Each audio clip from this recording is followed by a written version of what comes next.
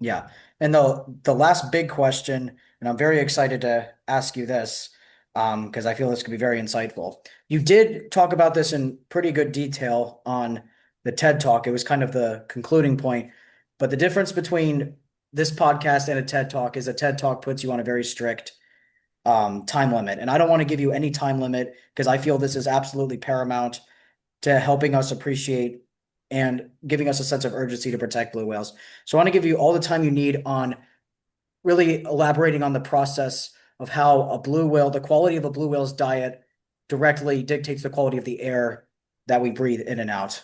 I want you to take all the time you need for this. Yeah, I mean, I'm not going to need a lot of time and actually have limited time left, but this is pretty simple. So let's go through this with the listeners step by step so we can follow. The world, the Earth, is 70% ocean. It's 29% land. These are rounded figures, and it's about 1% fresh water. On land, uh, vegetation cover, forest cover, tree cover occurs on about 30 to 31% of the land on the earth. So that's 30 to 31% of the 29% of our planet that's land. And that makes sense because there's ice and there's deserts and there's agriculture. So it makes sense that a little bit less than 1/3 of land is covered by forest. Okay, how do we get air? How do we get oxygen on this planet? Well, the primary method of getting oxygen on this planet is something called photosynthesis. We all learned this in school when we were younger. And we learned that the primary method of photosynthesis is done by vegetation on land, trees in particular. They, the leaves in the trees, effectively, to simplify the process, breathe in carbon dioxide, exhale oxygen. So they use the carbon dioxide to grow, produce sugars with sunlight and grow. And the byproduct of the photosynthesis is that oxygen is released. And that is actually how we have oxygen in the atmosphere. Originally, the Earth was not oxygenated. And it changed from photosynthesis, to put it simply, into a more oxygen-based atmosphere that's the one we live in now.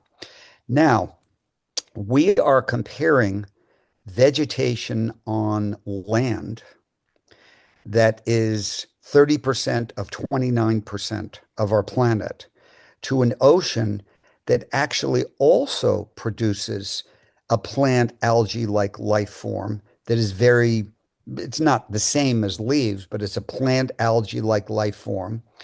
And it grows by photosynthesis, the exact same process that the leaves and the vegetation in the trees use on land. Now, this happens in a large portion of 70% of our planet. And the name of this type of life is phytoplankton. And phytoplankton isn't the same thing as an oak leaf or a maple leaf. Phytoplankton is actually a lot of different kinds of plant algae-like life forms that photosynthesize in the ocean. And they photosynthesize in mass, in totality, more than all of the vegetation does on land. So let's leave it at that because this is something that can go on for an hour with this conversation. We have more photosynthesis pulling more carbon out of the atmosphere, which, by the way, we need to do because of our changing climate, and putting more oxygen into the atmosphere by the oceans than we do by land. So now all we have to do is look at how does phytoplankton bloom or come to exist in the ocean in the vast, massive blooms and quantities that it does. And it is by a combination of upwelling nutrients from the bottom of the ocean, seasonal upwelling nutrients, mixing with specific minerals, most specifically phosphorus, iron, and nitrogen. Those are the missing minerals. And one of the primary deliverers of those minerals into the upper level of the ocean, which is the only place that light phytoplankton can bloom in the light part of the ocean, is the feces or the poop of whales.